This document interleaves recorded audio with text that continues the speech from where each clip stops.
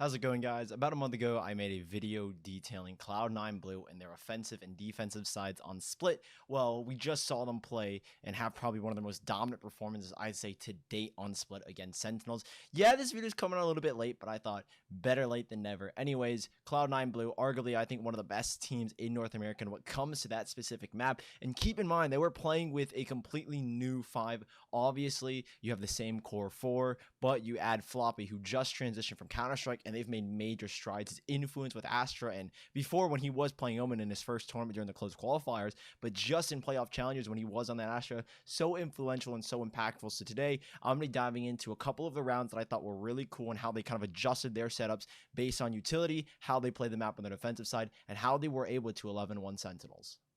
So we're jumping right into round number 3, where Cloud9 Blue elect to take very easy B main control. So they're going to combo their B main control with a fault line, and then immediately after, Mitch is going to drop an alarm bot here. So what this does, and what this alarm bot does further, is by taking this B main control, obviously the fault line is going to force anyone away here. They also combo that with a Nebula Star. So they've basically dumped 3 pieces of utility straight into B main control. And what this alarm bot is going to do, it's going to allow them to just kind of back away whenever they feel like it, and have the presence of mind that nobody has gotten past this point where they can just quick burst out and swing right in front of B main. So Cloud9 Blue get very easy B main control. Now, one thing we're going to notice a lot more frequently when we move later on in this VOD is how kind of open mid is. And so they're leaving mid open mainly because they have this turret here that's going to be watching this area. As soon as the turret shoots, Nanostorm gets popped. Anybody that's kind of lagging behind the first sentry that gets spotted by this turret, right? So if I'm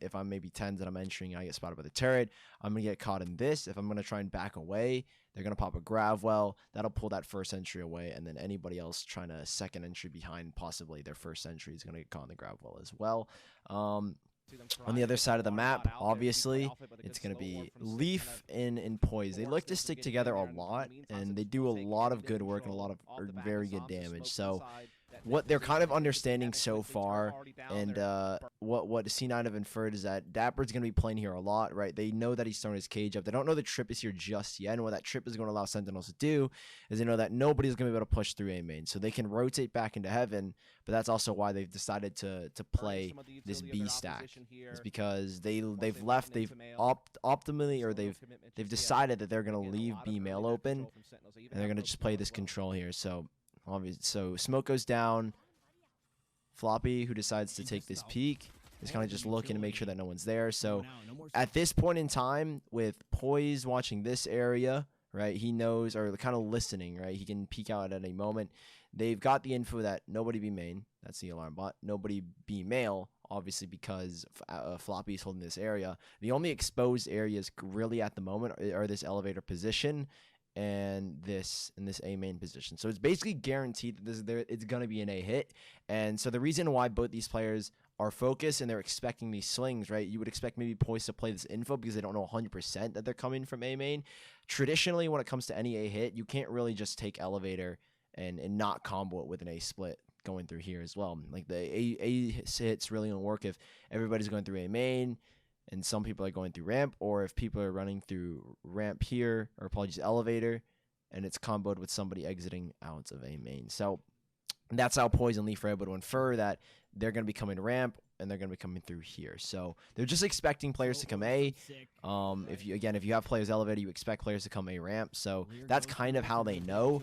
Leaf gets a really big first kill here, and instantly Poise is going to throw down a cloud burst to try and support the fight that Leaf is in, but he does ultimately get caught out.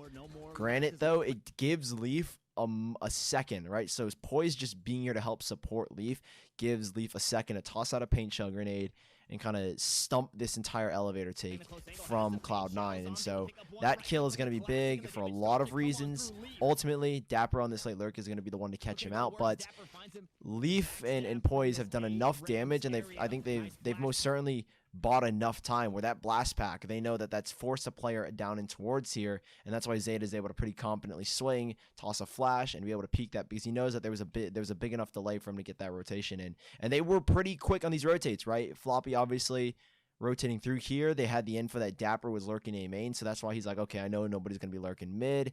Mitch even pushing all the way through. So it's a three-pronged attack here from Cloud9, where 3 players coming from 3 different angles. Shazam obviously wins that fight, but that gives more information for Zeta, who can now kind of pivot around this area. He knows, okay, Dapper was lurking ramp. I unfortunately get caught off guard. That's fine, but at least Mitch is going to have all that information. The cam is going to give away Mitch's position, so how is he going to play this clutch? He knows the HP of both of these players, and he can kind of play around that info. So turret's going to go out to allow him to drop. So obviously it's not going to be as covered, but Mitch wins this 1v2, by the way, is that this turret is kind of an illusion. It's like, if you drop a turret here, you're more than likely, a player up here that drops a turret is going to be trying to swing off of heaven, right? Swing off of that turret contact. So that's why Dapper swings, sees a turret, says, okay, I'm going to have to face up and towards heaven. He expects to swing at heaven. Mitch ultimately swings low and is able to catch Dapper off guard. Now in this 1v1, it just comes down to who's able to have the better aim, and Mitch, with a, I guess, swinger's advantage, is able to win out that clutch. So we're jumping forward again, but it's only just by 1 round this time. It's going to be round number 4, so we're going to draw attention to the setup that's been going on here. Pay attention to this Gravwell and kind of B combo. So they decided to switch it up, where based on this round, Mitch, who has the lockdown, is going to be playing a lot more passive towards the B side. And that's mainly to allow him and his team to retake. So he's going to try and control this area, right? Try and delay the push as much as he can, and to allow his teammates to rotate and to give him time to back away to place that lockdown. So they're really playing for early info when it comes to the B site.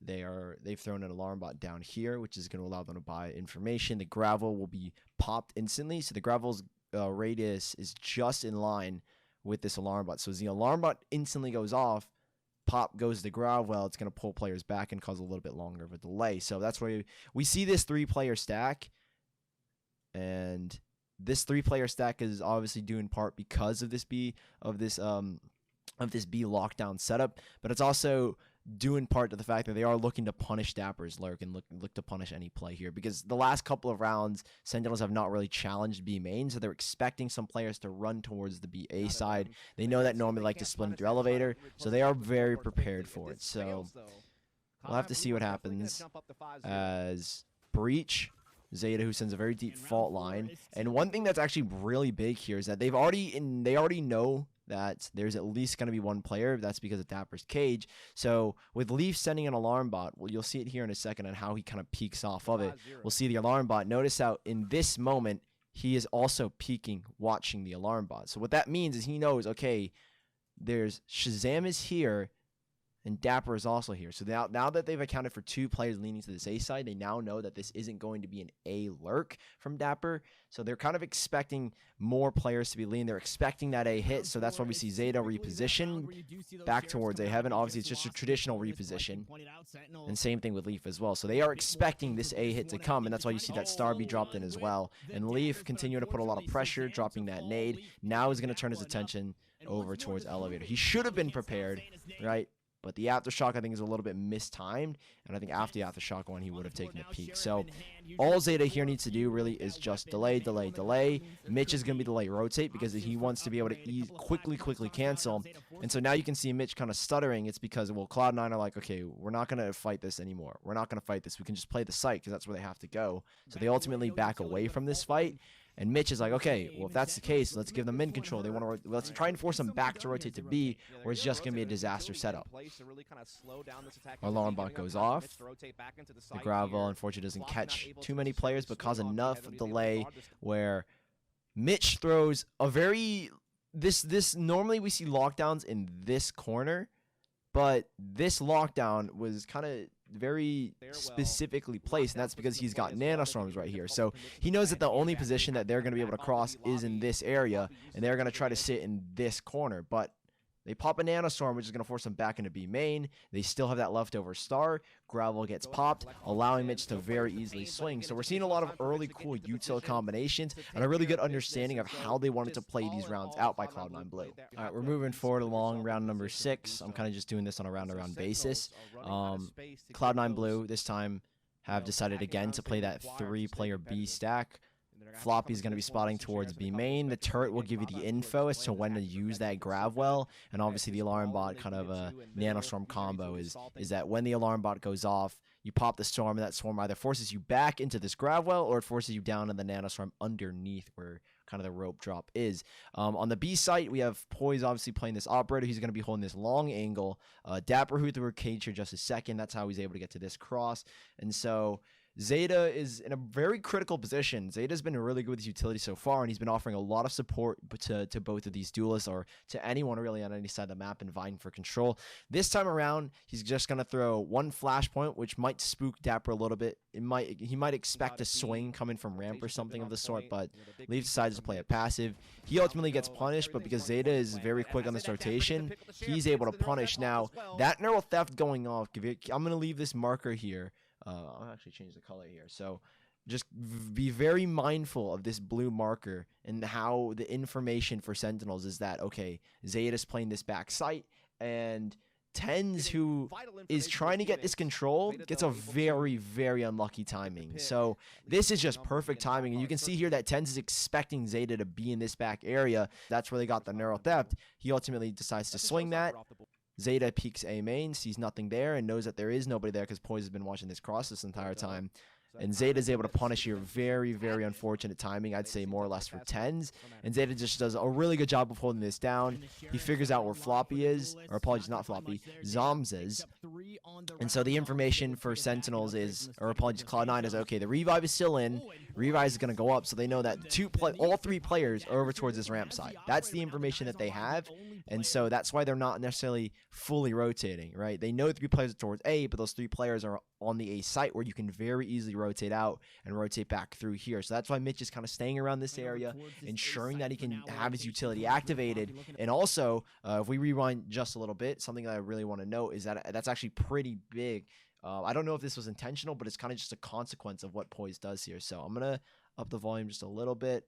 Zoms is able to trade it back. So we'll hear the watch this. So what that means is Poise never revealed his position. Keep that in mind, is that they don't know where Poise is playing. They don't even know he is an operator exactly. So what that kind of does is that you're going to be you have the chance of facing against Poise, who's in who could be in rotation. So the consequence of Poise bringing out the Blade Storm is that maybe it's a little preemptive. Maybe he's wasting it, but the pros are he can obviously defend himself a little bit easier. If he misses an op shot, he can pull out the knives after immediate dash, take an op shot, get a kill, repeat with the knives.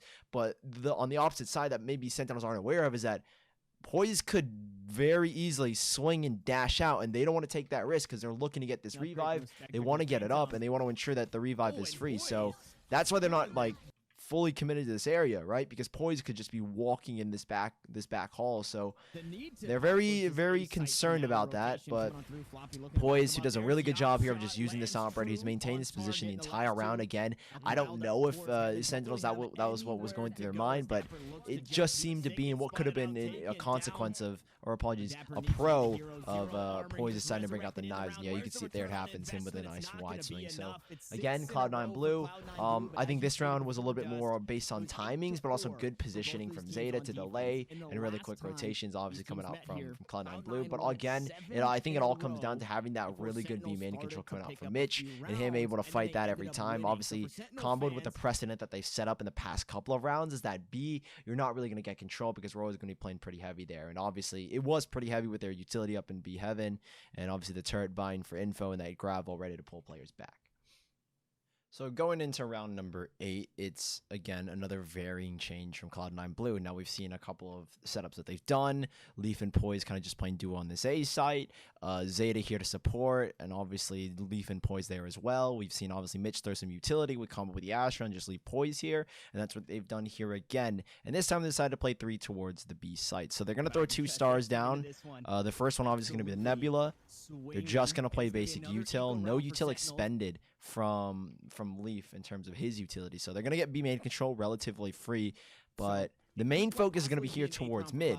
Obviously, the Gravel ends up popping off here, but notice the position that Zeta's took and kind of the line of sight that he has in the radius of this Gravel is that as soon as Zeta gets contact, Gravel is going to get popped. He's going to fall away. These two players are going to immediately offer support to Zeta as they come with that cross. So Gravel gets pulled.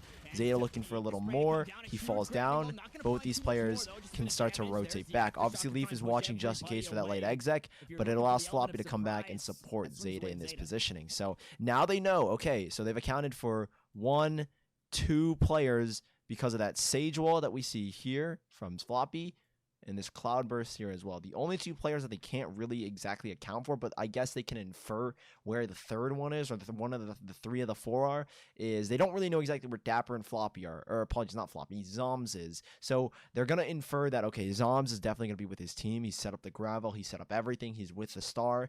Dapper is going to be somewhere on a lurk, but where is he going to be on this lurk? And this is, again, another unfortunate timing, but it goes the way, instead of Sentinels, is Leaf gets a blindsided here by Dapper's lurk, a little bit unfortunately.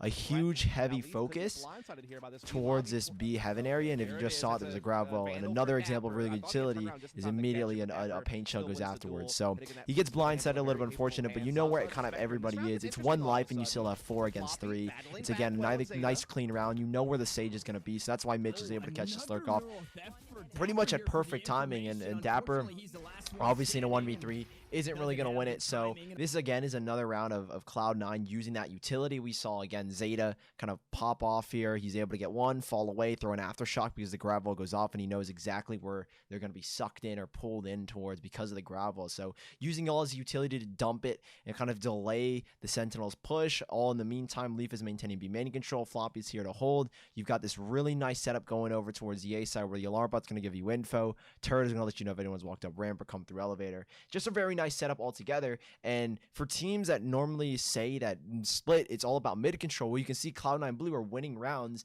without mid control, and Sentinels are getting all this mid control, yet they're finding really no success to get onto sites. So this is another round where Cloud9 Blue just have like the most insane util combination, and you're going to see it later on. But again, it's really great use of the utility to get control and delay rotation. So you're just going to see it here in a second. So Leaf and Poise, again, that double A combo, they're going to get A main control, right? Obviously the cam has now been broken. They don't know exactly Dapper's left, but the cage fades. Poise here is going to play this play this peek here where he's going to be able to get the information. Now they've again done that same setup that I was talking about earlier, where they've elected to throw alarm bot down here. As soon as it pops, Gravel gets popped, and then it's going to pull players back, allow time for apologies, Mitch here to make an adjustment if he needs to and kind of fight that area or just fall back and support Floppy here. But going towards A is that they're playing this contact where once the wall goes up, Gravel gets called. And normally you would see that the Gravel and Nanostorm get popped together, but what Cloud9 do is they use them both one after another. So the Gravel fades, Nanostorm gets popped, another star gets placed, all to buy more time. So as that Gravel fades, you expect the push to then come, but as the Nanostorm goes, you've kind of pushed Sentinels away and say, okay, if you want to go for this B hit, you're going to have to, again, wait for more time, and that gives us more time to rotate. This is just the most fucking insane fault line. Apologies for my language, but this is just like the most insane fault line ever. Fault line into this cubby, and then a nade to go out. Like, there's literally no explanation. The only explanation is that Leaf wants to retake mid control because he's expecting the burst towards B, and he just wants to get this control and try and clear out this area and force them back and catch them on their swing. Like, it's actually just an insane combo. Like, it's just amazing. Like, I won't even lie. And then you can see to support Leaf even further is because you're in this position. Maybe the Gravel, or apologies, the stun didn't hit, but you know 100% that the nade has. Gravel gets popped to support Leaf and kind of pull these players in towards him and give them a better chance. But that is honestly the highlight of the entire round, and then the rest is just a cleanup coming out from Cloud9 Blue. Like, that's a crazy util combo, and it's not necessarily a round win. It's definitely a round winning one. Even if it maybe didn't anything, it's just a cool combination that they're using. Obviously it's a little more pronounced because he gets those 2 kills, but yeah, Cloud9 Blue, they are just having a masterclass right now when it comes to this split. So going into round number 11, it's going to be one of the last rounds that we see where Cloud9 do this crazy util play. play. So obviously, they've set the precedent of vying for a B main control with that Nebula. Turret is going to give them info if anyone walks out. A little bit more info towards Heaven as well. Good, nice little combo play here as well. And it's Poison Leaf here again on this A site, and we'll see how exactly they like to deal with it and just how masterful it is. So stars go down last second. We see this slow orb go in towards Heaven, which Sentinels will know is that nobody can really fight here. The gravel as well is going to keep them stuck, or the Nebula, whatever they want to throw down. But we've seen this star thrown by Floppy, which is just a gravel to delay. It's going to kind of separate this entering player from the rest of the pack, and the really only entry player you have right now is that Shazam dash. Tens can't really push in with any crazy emphasis, but we will see how they deal with it. So we see paint shell grenades go in, and that's again going to split this defense, and they're again using kind of their utility sequentially in order to delay. So the paint shells will buy them time. Whenever Floppy wants to pop that gravel, it'll buy them more time. There goes the Nova Pulse instead of a gravel. It'll buy more time. Leaf is going to scare most of these players, right? You can see kind of how these players disperse a little bit. They don't want to get caught in front of the rocket. Leaf ultimately misses the rocket, but you've now split up this attacking side where Zombs is kind of in the middle of nowhere. Shazam is stuck under Discipline Box, and then Tens is still kind of running out over towards A main. And Poise, who throws down 2 smokes to give him a little bit more room to work with, allow that cross to come in from Leaf.